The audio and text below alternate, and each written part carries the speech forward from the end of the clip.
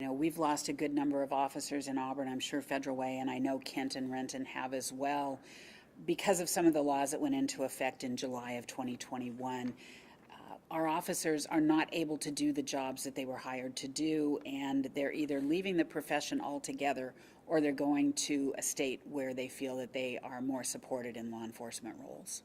That's right. It seems like there's a lot of ideas out there. If each of you could snap your fingers and fix 3 things right now in your city alone, or I guess in South King County, what would those 3 things be?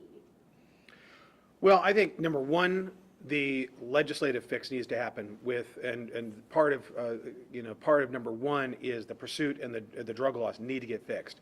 Number two, jail capacity, to make sure that we, once we arrest somebody, that they're actually seen by a judge and held. And the third really is the prosecutorial aspect, that if we get somebody arrested, that they actually get prosecuted.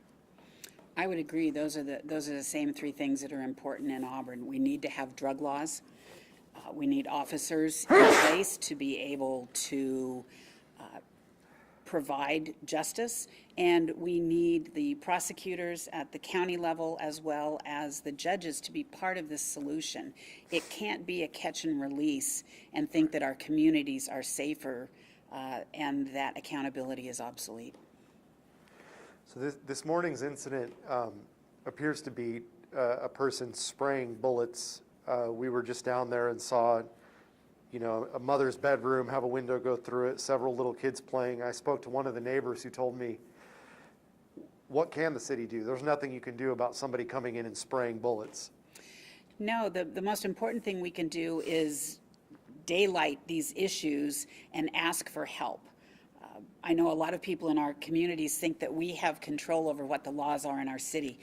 It's true for some things, but crime laws are not at the purview of the local government level. We cannot override what the state crime laws are. And so we're doing our best to ensure that we have well-trained officers to go out, and we can't even do the community policing right now that is so important. It's all reactive because we've lost so many officers. We're doing our best with hiring bonuses to try and attract some laterals, but it shouldn't be a sum zero gain.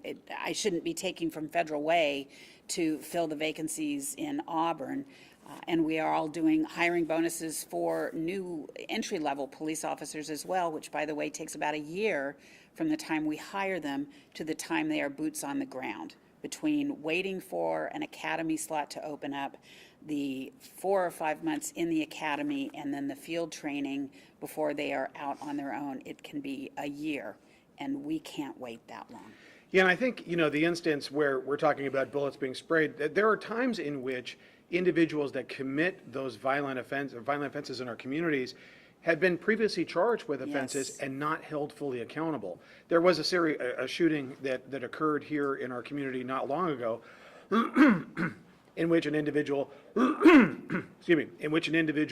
had been released early from a prior offense, got out within 24 hours, is suspected of committing a bank robbery in Renton, came down to Federal Way to stay with friends. He himself, there was an attempted shooting on him, and then later that evening was murdered. So, and then the murder that we had in Bellevue of the individual in a wheelchair, that individual had been charged with a sexual offense and was charged with a much more serious offense. Got released, got a 15-month sentence. A few months after he pled guilty, he's out, commits that murder. So that's really where it really does compound, where you've got, if you don't hold people accountable, you get these things that happen next. And are you able to tell us the updated numbers on how many officers down your respective departments are? So we have 7 vacancies right now. We have 5 additional that are waiting to go to the academy, and we have 5 in the academy. Plus we have several out on some type of injury leave or family leave.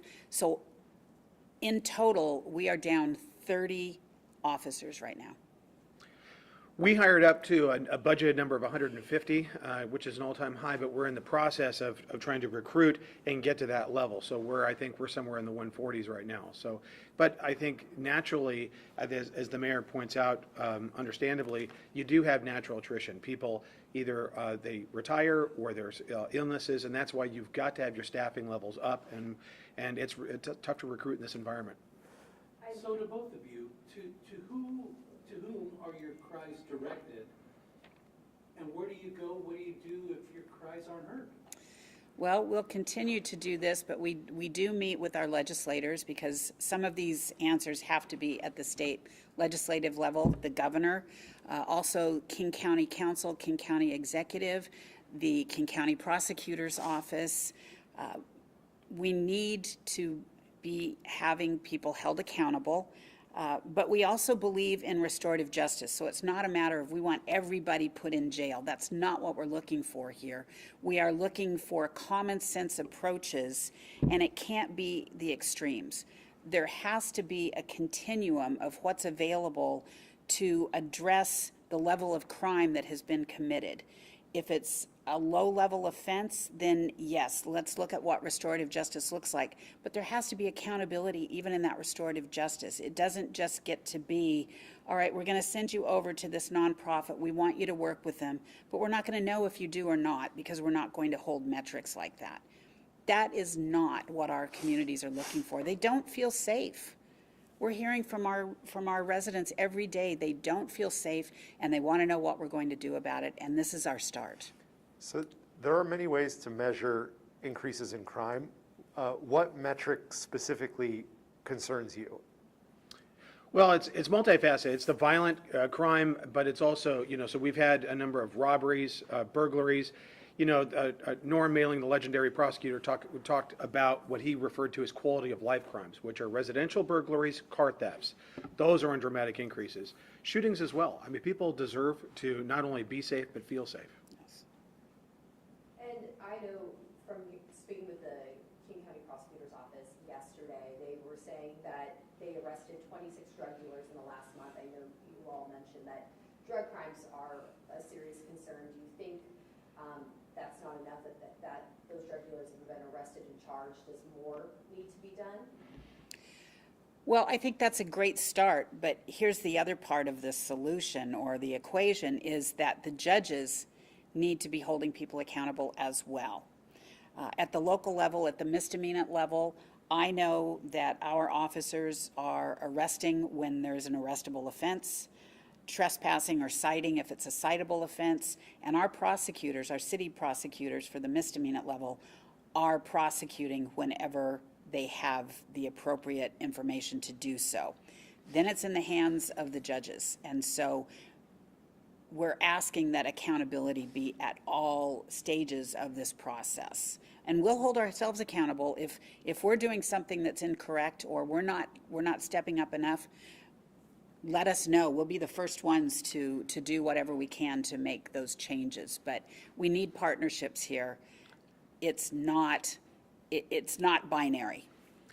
And I would say that there's a huge gap in the law right now with regard to drugs. So you quote a number in regard to drug dealing. However, street-level narcotic activity and possession is essentially in a state of de facto legalization.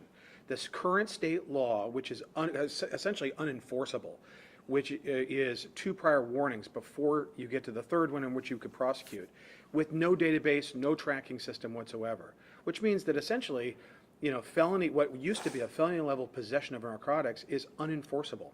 And so really that's fueling violence in our communities. And, we had shootings up on Pacific Highway around the Des Moines SeaTac area in which there was an armed conflict over who was going to be able to sell drugs out of a certain bus stop.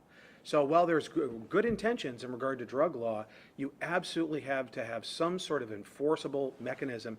And right now there's this huge gap in the law.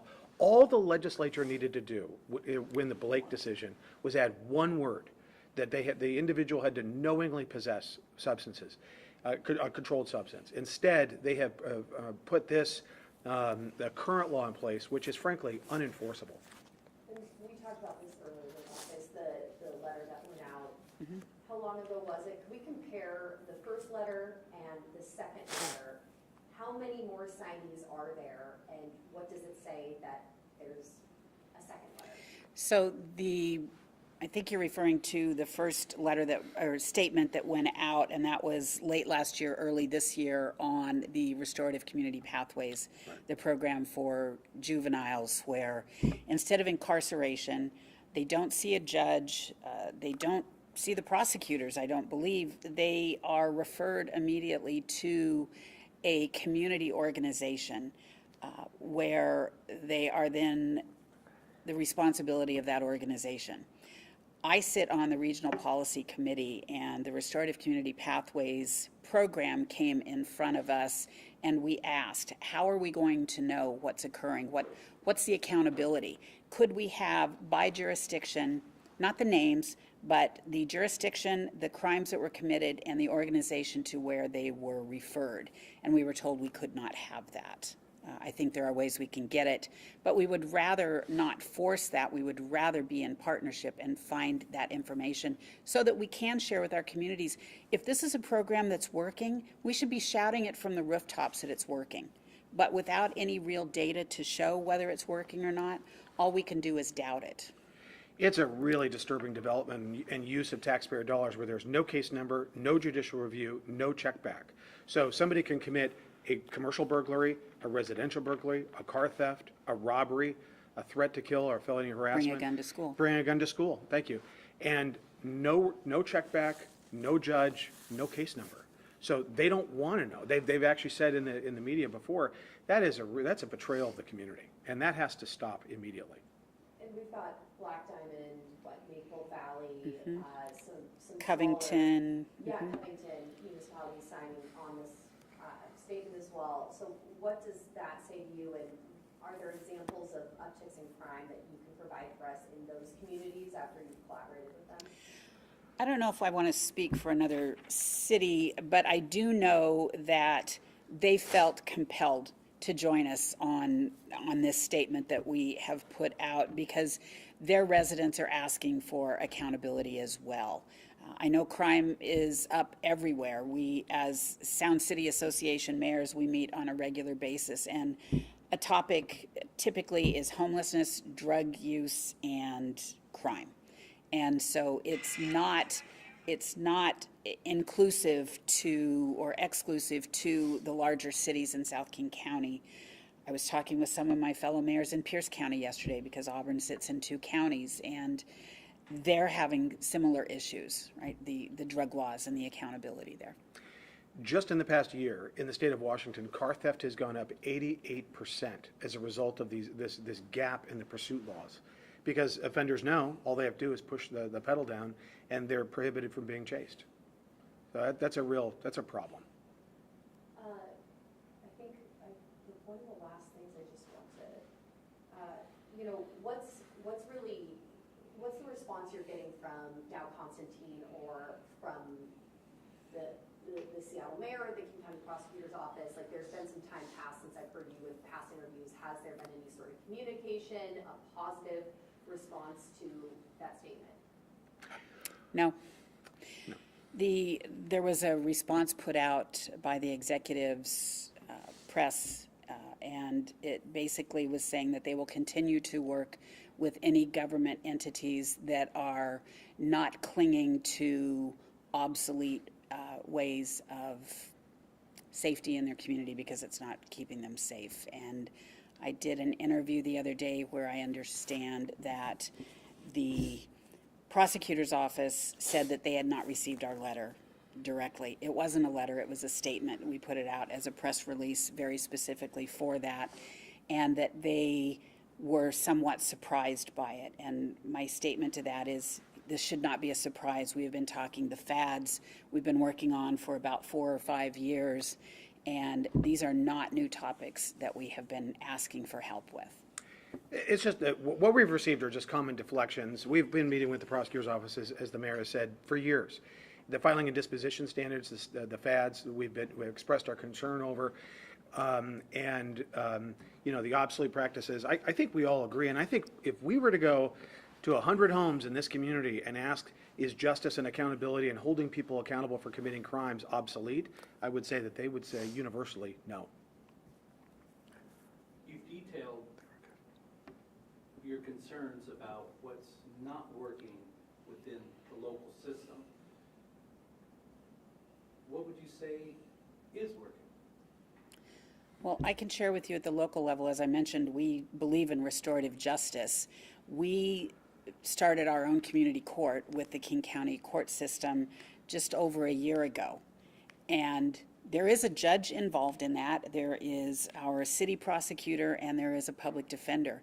And the individuals who become participants, they're no longer defendants, they're participants if they choose to go into community court, but it's holding them accountable, right? It's a 12-week typically where they show up once a week to community court. They are responsible for getting drug and alcohol assessments if that is what the judge asks for, working on getting stable housing, their identification, paying off debt. And we have a resource center immediately adjacent to that community court where a lot of those resources are available, so there are no excuses for them to not be able to do what the judge is asking them to do. That has been very successful, and we have great letters from individuals who have been participants there saying, thank you for helping me get my life back on track. So restorative justice has a place, but it has to be accountable restorative justice. That's right. And we have, in Federal Way, a community court as well, and it's been very successful. And, it's a great question because, when we talk about diversions are an incredibly important part of any, of a judicial system and a justice system. But what you've got to have is that accountability step. And one of the things that I thought has worked historically very well are the drug courts. The drug courts have been very good because there's the check back, there's the accountability. And I don't know if anybody has ever been to, the graduation for a drug court where somebody has completed their treatment and gone through that process. It's a heartwarming experience because they're held accountable, and then there's the completion and an acknowledgement by the court and an eventual dismissal. That's the kind of thing that works and that we need to see in the system. There have to be several off-ramps, and the court system cannot be taken away from that equation because there are different opportunities and different types of treatment or services. It's not a one-size-fits-all approach. For some, maybe the restorative community pathways works. We don't know. Right. I'm going to be hopeful that it does, but everyone is going to have a different point where that accountability really matters to them. And we just want a continuum of opportunity and options for individuals. Someone who has committed 31 felonies should not be in a restorative type of justice at that point. And what I would say is that we've expressed these concerns about the types of crimes in the RCP program and the lack of judicial oversight at all, or any check back. And not only were we told that that's not going to change, now they're in the process of rolling out RCP for adults for certain types of felonies, which is, again, they're doing so over our objection. All right. Why is it important to get all these signatures, all the people together on this letter, and what do you,